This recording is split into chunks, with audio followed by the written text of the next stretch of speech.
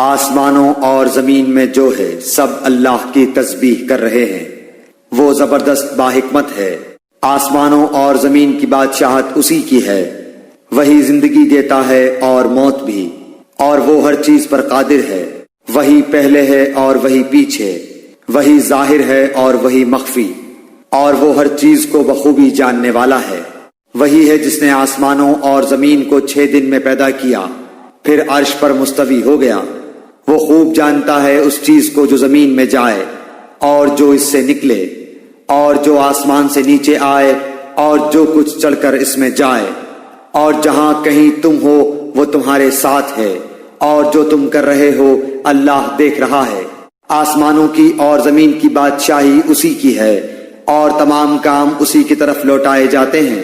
وہی رات کو دن میں لے جاتا ہے اور وہی دن کو رات میں داخل کر دیتا ہے، اور سینوں کے بھیدوں کا وہ پورا عالم ہے۔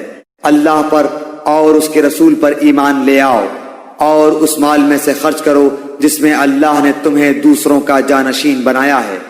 پس تم میں سے جو ایمان لائیں اور خیرات کریں انہیں بہت بڑا ثواب ملے گا۔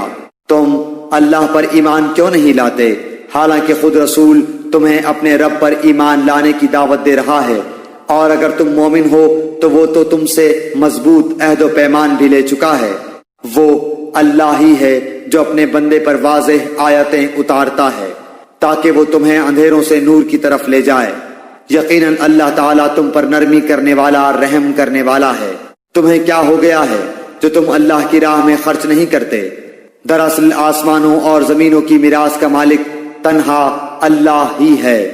تم میں سے جن لوگوں نے فتح سے پہلے فی سبیل اللہ دیا ہے اور قتال کیا ہے وہ دوسروں کے برابر نہیں، بلکہ ان سے بہت بڑے درجے کے ہیں جنہوں نے فتح کے بعد خیراتیں دی اور جہاد کیے۔